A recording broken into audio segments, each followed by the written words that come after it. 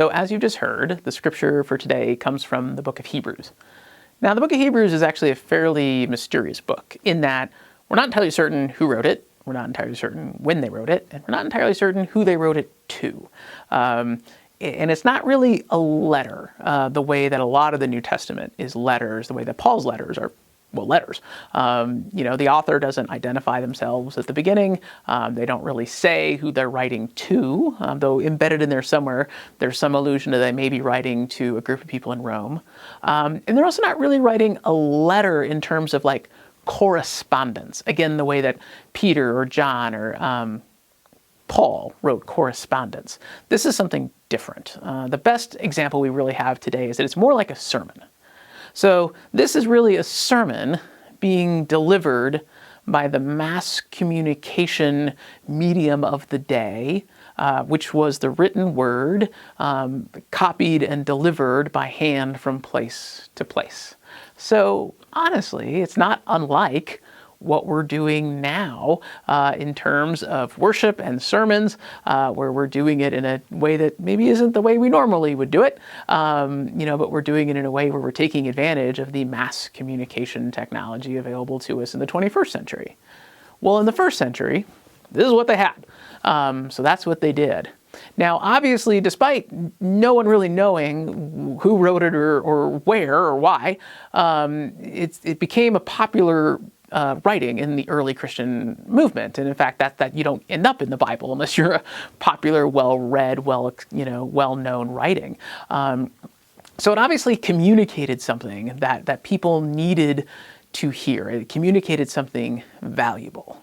Now, because it's a sermon, the book of Hebrews is also a place that a lot of folks, even in the modern church, go to for things like hymn language, right? Because it's very robust and it has a lot of analogies and allegories in it, and it's got a lot of really great phrasing of different thoughts and ideas. But as you heard today, there's one of the themes that runs through it. Is this theme of Christ and Christ's blood. Now, some of us, if we grew up in the church and we grew up singing hymns like "There is a fountain filled with blood," probably don't think much about that language. There is a fountain filled with blood drawn from Emmanuel's veins. For others of us who maybe come from a tradition that didn't stress that idea as much, or perhaps new to the faith, sometimes the idea and the language that we use around Christ and Christ's blood can be problematic, right? Like we sometimes struggle with it. And that's for good reason, because we don't really live in the same world that the people 2,000 years ago lived. And we don't do that for a lot of reasons. One is, we got internet and TV and, all this sort of stuff. But two, the religious world that we live in today is so different than the religious world that was happening 2,000 years ago. In the time that Hebrews was likely written, and the group of it was likely written to, which is a group of Jewish Christians probably living in Rome, as best we can discern, this idea of blood and blood sacrifice wouldn't have been weird at all. Even in the Gospels, we see Jesus' own parents going to their temple during that day and offering a sacrifice of 2 birds on the occasion of Jesus' birth, as was prescribed by custom. Well, those birds were literally sacrificed, and sometimes that sacrifice would be more like grain. Sometimes you brought money. A lot of times the money came with the animal, but depending on what was going on, it would oftentimes involve an animal who was offered as a sacrifice on the altar. And this wasn't constrained to just the Jewish tradition of the day, but this was commonplace in almost all the religions of the day. And if you were a person in Rome at the time that this letter was likely written, you would be surrounded by temples all over the place, temples to all sorts of different gods. And all of those temples would be more than happy to take your sacrifice. They'd be more than happy to take your money. They'd be more than happy to take your grain. And yes, they'd be more than happy to have you buy animals from them or bring animals to be sacrificed as well. So this idea of offering a sacrifice and offering a sacrifice that involves blood on behalf of yourself to either curry favor with a god. Oftentimes that's what people were looking for. Something was going on, or they wanted blessings for a good harvest, or they were involved in a business transaction they wanted to go well, or there was a young lady or young man that they fancied that they wanted to make sure, fancied them back. If you wanted to do something about that, one of the things you could do is you could find the god of, the harvest, or the god of commerce, or the god of love, and you could go to that god's temple and you could offer a sacrifice and try to curry favor with that god. And of course, the bigger favor you wanted, the bigger sacrifice you were expected to offer. So, a little bit of a grain or a bird might have been good for one thing, but if you wanted something really big, then you might need to bring a sheep or a ram or something else. And this was just how the world worked, and it's how the religious landscape worked at the time. So this wouldn't have been weird to anybody. So one of the tasks that the author of Hebrew has is to help people understand Christ, help people understand what Christ did for us, help people understand the cross and the resurrection, and all those things in a way that folks 2,000 years ago could understand, and in a way that demonstrated why they no longer needed to go to those temples and offer sacrifices in that same way. So that it develops this language, this understanding that no. Whatever sacrifice might be needed, Christ took care of, right? So you don't need to participate in that system anymore. You need to participate in Christ's system, which doesn't involve that same sort of sacrifice, because Christ's sacrifice, what Christ did, was sufficient to cover all of us. Right?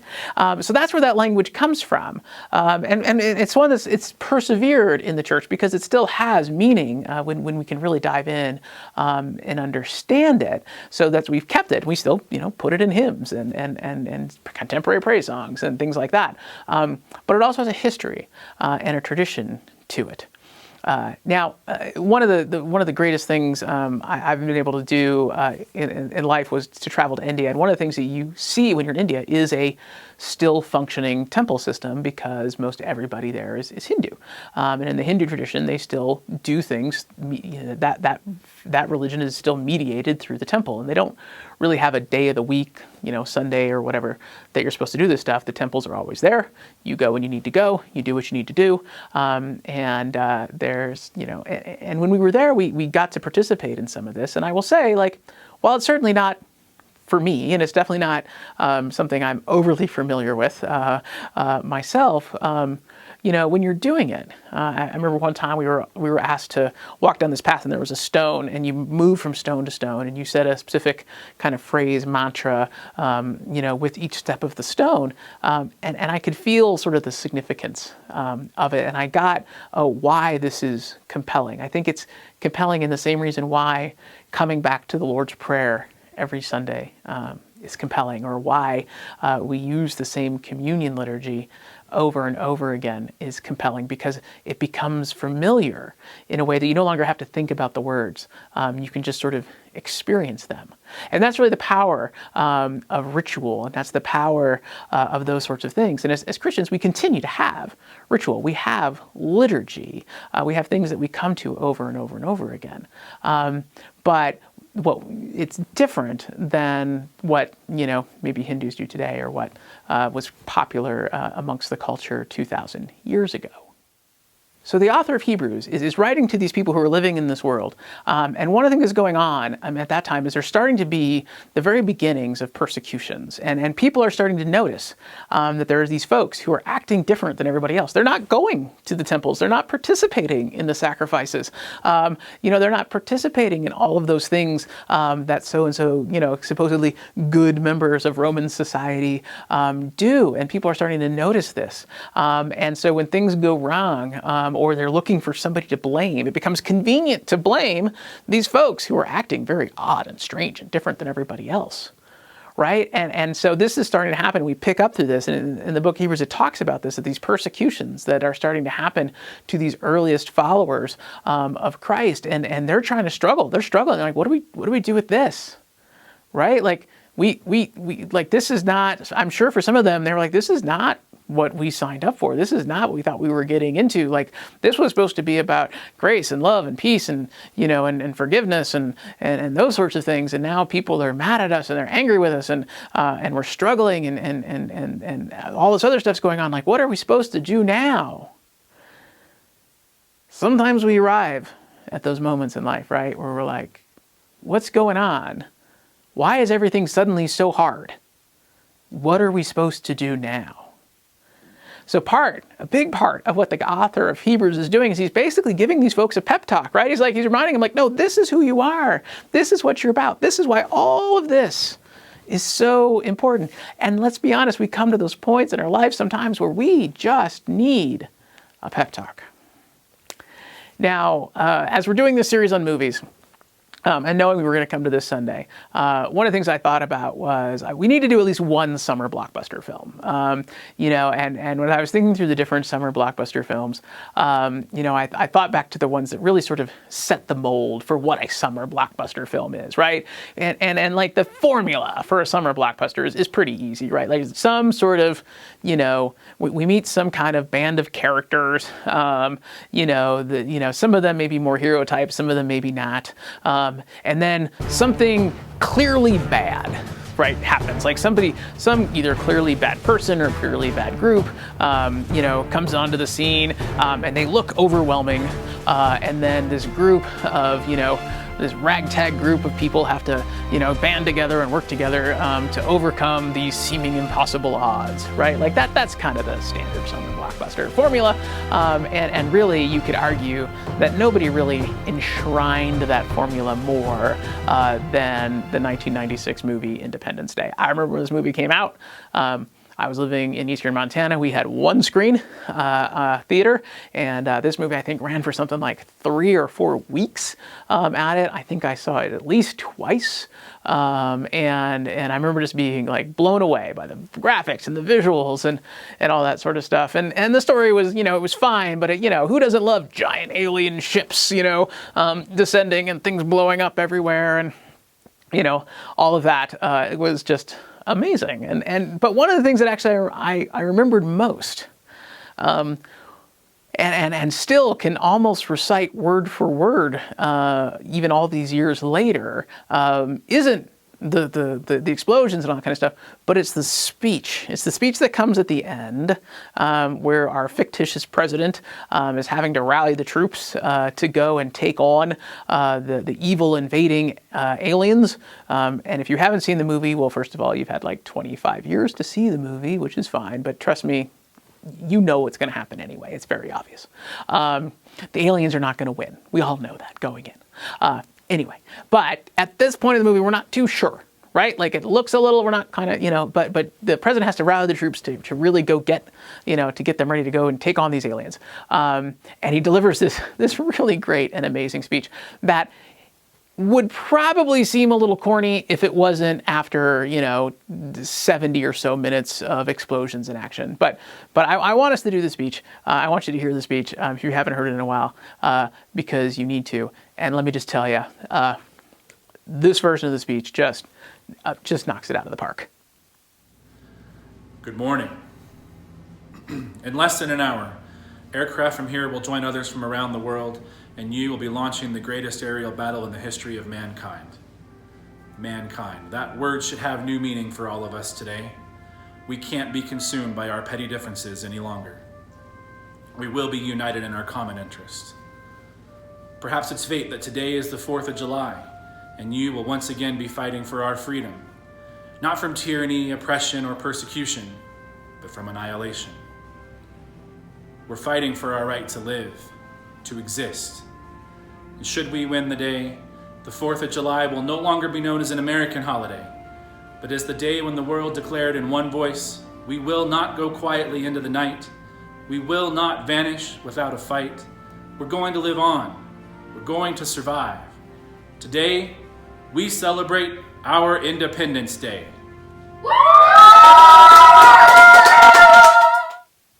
All right, so well done, Nate, and well done, Amy, who I know was a big part of putting all of that together. That was truly epic. So, you can probably guess where the film goes from here, right? I mean, the president gives the big rallying speech. They go, they fight for a little while. It looks like maybe things aren't going to go all that well. And then, of course, in the end, there is victory, and the spaceships come crashing down to Earth, and we see all these wonderful scenes of people celebrating, the victory that they've had over this impossible enemy. And then really, there's like 30 more seconds of dialogue and the credits roll, and that's it. And at the time, you would leave the movie theater and be like, that was great, we won, we beat the aliens, yay, right? I mean, that's what you would do. And most of the time with these summer blockbusters, that's what you do, right? The thing that we never deal with, that the movies never deal with, is what happens next, right?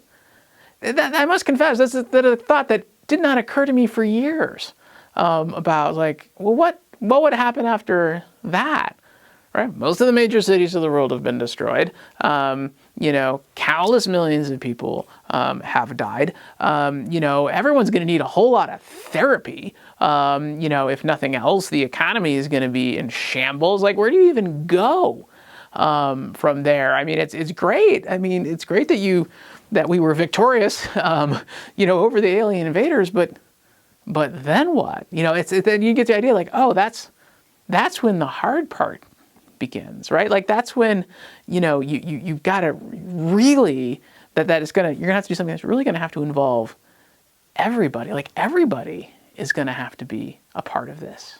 And in many ways, the author of Hebrews knows this, right? He recognizes that what these folks are going through may not just be a moment in time, right? That this may be something that they're going to have to deal with for a while. So he's not just trying to get them through the next day or the next week, right? He's trying to help remind them who they are and what they believe and give them something to hold on to that's going to see them through the months and possibly years to come, right? They just don't need a pep talk for the moment, right? They need to be reminded where they stand and who they stand with and what they're about, so they can hold on to that wherever things may go next. He basically needs to remind them that following Christ is a way of life, right? It's something we do not just when it's convenient and not just when it's easy, but it's a way of being in the world even when things are hard.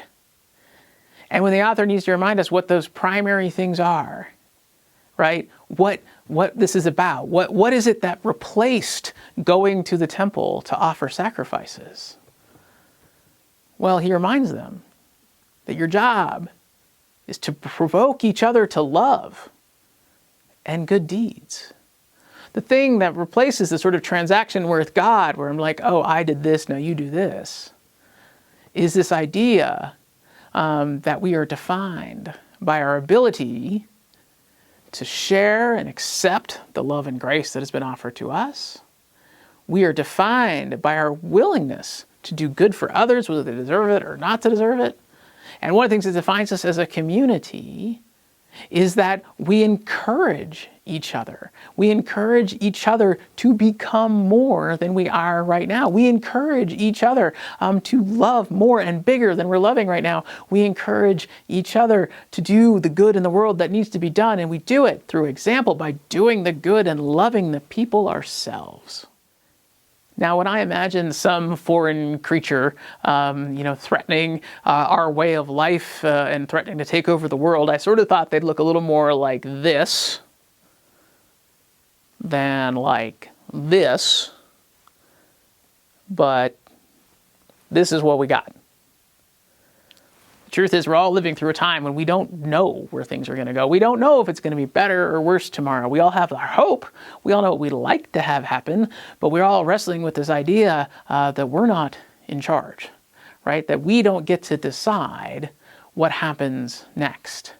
What we do get to decide is what kind of people we are going to be while whatever is coming comes. And to put it succinctly, what the writer of Hebrews wants us to remind us is, frankly, you dance with the one that brung you, right? if it was seeing people love and support each other, it was seeing people build each other up, if it was seeing people do good in the world and invite other people to do good in the world, if that's what attracted these first followers of Christ to being Christ followers, then that's what they need to keep doing. And that's what we need to keep doing. And in fact, it's what we've and gratefully and amazingly, it's what we've been doing this whole time. It's what we were doing before COVID-19 entered into our vocabulary. It's what we will continue to do while it remains in our vocabulary and dominant on our news and Facebook feeds. And it will continue to be what we do long after it is a distant memory. Because that is who we are. That is what we are called to be. That is what Christ asks of us. And so occasionally, yeah, we do need pep talks. Occasionally, we do need to be reminded of who we are. We have to reminder what brought us all together to this whole place in the first place. We are here because we have found a place where hopefully, I hope, my prayer is this is why. I hope and pray you are here because you have found a place where you feel loved and accepted, that you feel like you can be yourself, where you feel valued, where you feel like somebody cares, where you are reminded that you are beloved and made in God's image, that we are all called to do something out there in the world that honors our faith and honors the one who sacrificed for us. I hope and pray that that is the why for all of us. It's the why that brings us together. It's the why that compels us to continue to be a community in whatever ways we are able to be a community now and before and in the future. We need that reminder. We need that place to stand. We need to hold on to it. And as we've held on to it before, as we held on to it now, as we fight our own invading aliens, and as we no doubt deal with the long road of recovery that's going to come next. We are a community that has already demonstrated over and over and over again that we know how to love each other and provoke each other to love and good deeds. How do we get through this time and the time to come? It's simple. We just keep doing that. Amen.